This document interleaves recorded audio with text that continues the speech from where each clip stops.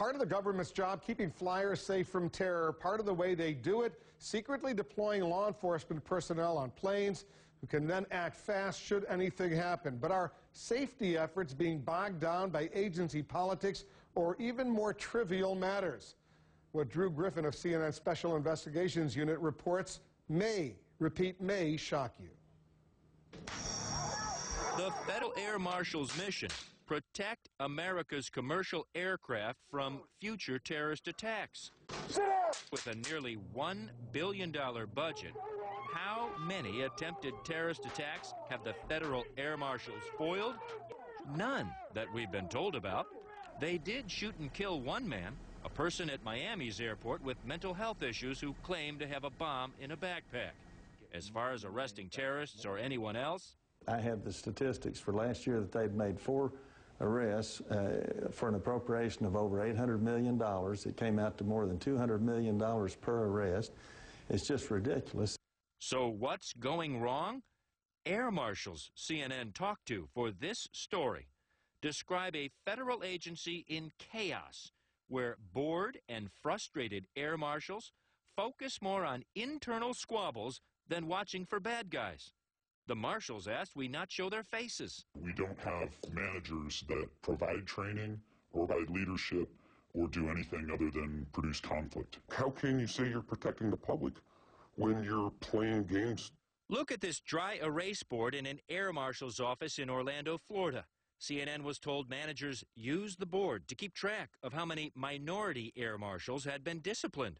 Employees told CNN managers were awarding each other scores for their harassment activities. The Transportation Security Administration says it's investigating and that all employees are entitled to be treated in a fair and lawful manner. But Orlando's not the only example.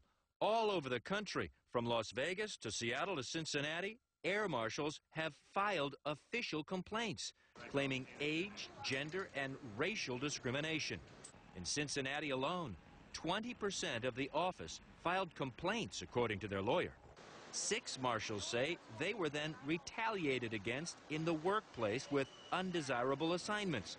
Managers allegedly spent 9 months at an unknown cost to taxpayers investigating whether one female air marshal had her car registered in the proper state.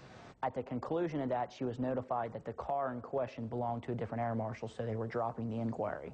My almost 1-year-old child would probably be better at picking up the phone and dialing the driver's license bureau than these guys are. Then there is the story of this woman, a girlfriend, now wife of an air marshal, who complained to the Department of Homeland Security she was followed, photographed, and investigated by the air marshals. All because she says her then-boyfriend had a workman's comp claim. American safety is being put, on the back burner because, we're 40 miles away from the airport investigating private citizens. Despite repeated requests, the Federal Air Marshal Service and TSA declined to give CNN an interview. Congresswoman Sheila Jackson Lee believes the Air Marshals program, put together hastily after 9/11, now needs to be reinvented. If we've got those kinds of problems, we need to get a ready broom and sweep it out. The only way we're going to ensure the security and safety of the American people is that we have staff par excellence. And I know they're out there. Let's bring in Drew Griffin of CNN Special Investigations Unit.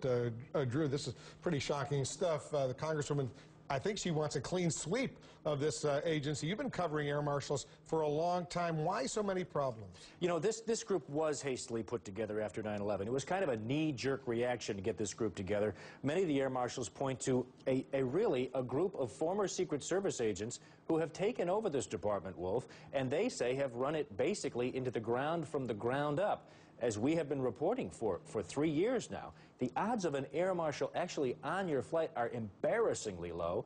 Add to that this kind of disarray, this discrimination, this retaliation, and even assignments being assigned based on perks or retaliation, and it's just a mess. There is a call in Congress now for an investigation, and, as you heard from the Congresswoman, a sweep of the management there. And that racism we saw in your report was shocking indeed. hard to believe that kind of stuff goes on. It is hard to believe. We kind of toned it down for your broadcast, but online we've described exactly what those different categories were, and they're describing gay men, lesbians, blacks in derogatory terms. This was a board that was hanging in one of the field Marshals field offices in Orlando. I know you're going to continue investigating for us. Appreciate it. Good work, Drew. Thanks very much. Critically important subject. It's live.